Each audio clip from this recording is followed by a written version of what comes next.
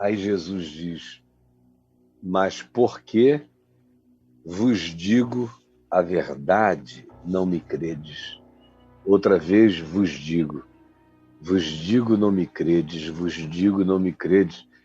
Jesus está dizendo, olha, vocês um dia vão ser julgados e vocês não vão poder dizer que eu não falei a verdade para vocês, especificamente para vocês. Ele está falando com aquele pessoal e com qualquer outro pessoal que se assemelhe àquele, como temos muitos aqui. Vocês não vão poder dizer que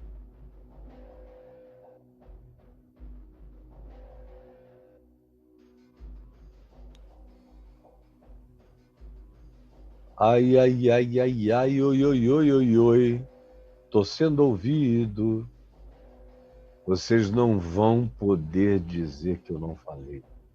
Aí vocês vão dizer, mas quando é que tu falaste? Aí Jesus vai dizer, o meu filho Caio, que amou a minha palavra e que a pregou todos os dias, vocês o ouviram com a clareza com a qual eu ensino. Ele fez questão de não pregar o que pensava, mas só repetir o que eu ensino, aplicando isso à geração de vocês. Vocês não podem dizer que não ouviram essa palavra. É ou não é verdade? Corações ao alto, aleluia! Essa palavra de Jesus está sendo repetida por mim, em nome de Jesus, pelo poder do Espírito de Cristo, com a lucidez de Cristo, com a luz do Evangelho, de modo que ninguém vai poder dizer que se equivocou. E a ênfase dele é essa, eu vos tenho dito, eu disse, eu disse, eu disse, eu disse. Eu disse a vocês, e vocês não me creram. Quem dentre vós me convence de pecado? Se vos digo a verdade, por que razão não me credes? É porque o negócio deles não tinha nada a ver com a verdade.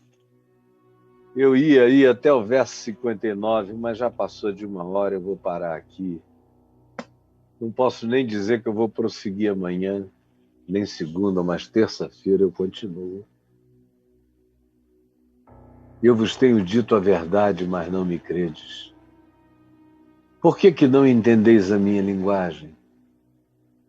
É porque sois incapazes de ouvir o Evangelho. Isso é muito duro. Quando Jesus diz que diagnostica certas pessoas com incapacidade de ouvir o Evangelho. Vocês já imaginaram, no meio desses que se dizem cristãos, quantos milhões não sofrem da capacidade de ouvir o Evangelho?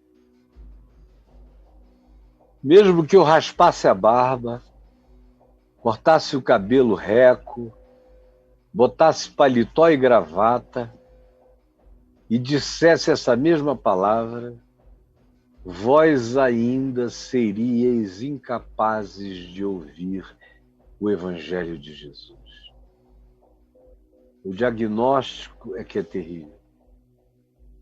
É porque vocês podem até trazer o DNA cristão, o DNA católico, o DNA de qualquer outro grupo da cristandade, o DNA da reforma protestante, o DNA de Lutero, o DNA do protestantismo, o DNA de Calvino. Vocês podem até trazer o DNA dos avivalistas. Vocês podem trazer o DNA dos metodistas, de John Wesley. Vocês podem trazer o DNA batista, de natureza, seja ela qual seja, do nascedouro batista. Salomão Ginsburg. Podem trazer o DNA dele, o DNA de Ellen White, dos adventistas.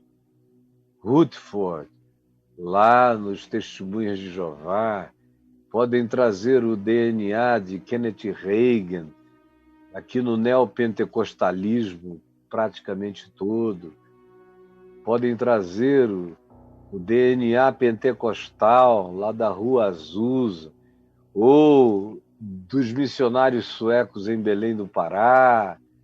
Vocês podem trazer o DNA de Ashbel Green Simonton, dos presbiterianos. Vocês podem trazer qualquer DNA que vocês queiram trazer, o DNA do Manel de Melo na Brasil para Cristo, o DNA quadrangular, o DNA da Congregação Cristã do Brasil. Jesus diz, não interessa.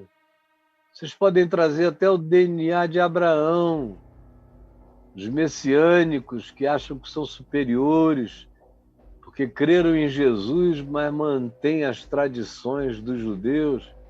Vocês podem trazer o DNA de quem vocês queiram. Mas por que vocês são incapazes de compreender o Evangelho? Por que vocês são só filhos da doutrina desses Abraões denominacionais e religiosos de vocês? Isso não salva ninguém. Jesus disse, eu bem sei qual é o DNA de vocês, mas na realidade eu sei que espiritualmente vocês se tornaram filhos do diabo. Por quê? Porque vocês se tornaram incapazes de ouvir a boa nova. A boa nova ofende vocês. A graça de Deus espanca vocês. O amor de Deus é um constrangimento. E a misericórdia inclusiva de Deus, que chama todos para debaixo das asas da mesma galinha que quis acolher um dia Jerusalém, Jerusalém não aceitou.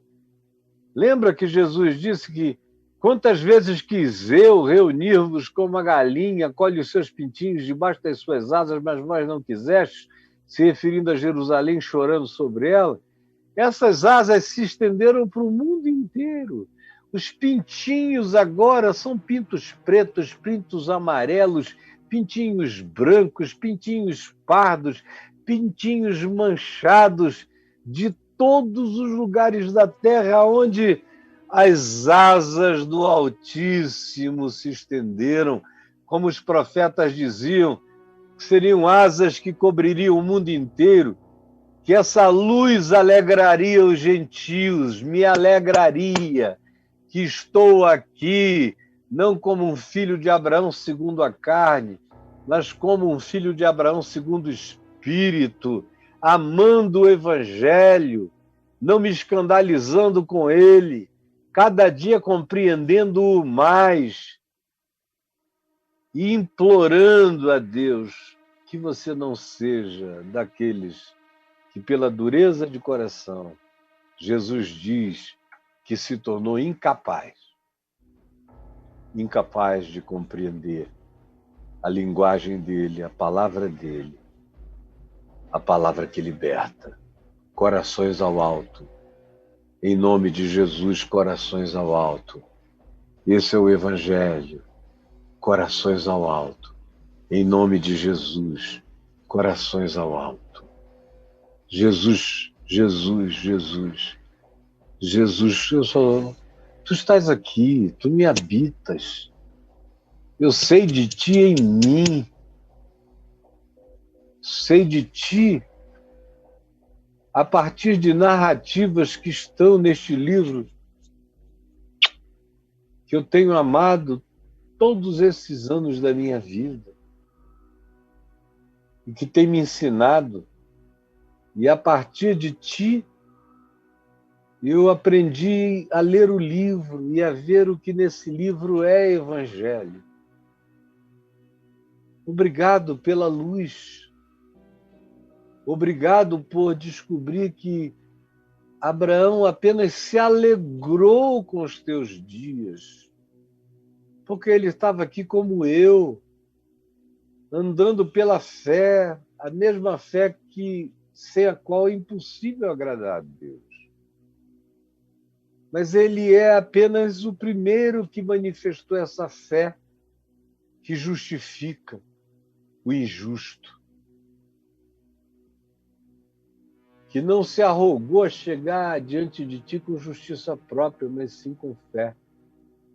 A fé de Abel, a fé de Noé, a fé de todos os que vieram depois deles, a fé do meu pai, a minha fé, a fé da minha mulher, a fé dos meus filhos. Eu estou aqui pela fé, rogando que tu tires o impedimento da mente de todos aqueles que ficaram agarrados a Abraão e não enxergaram Jesus, ficaram agarrados à denominação e não discerniram o Evangelho. Eu te peço que seja assim por um milagre. Em teu nome, Jesus. Amém e amém.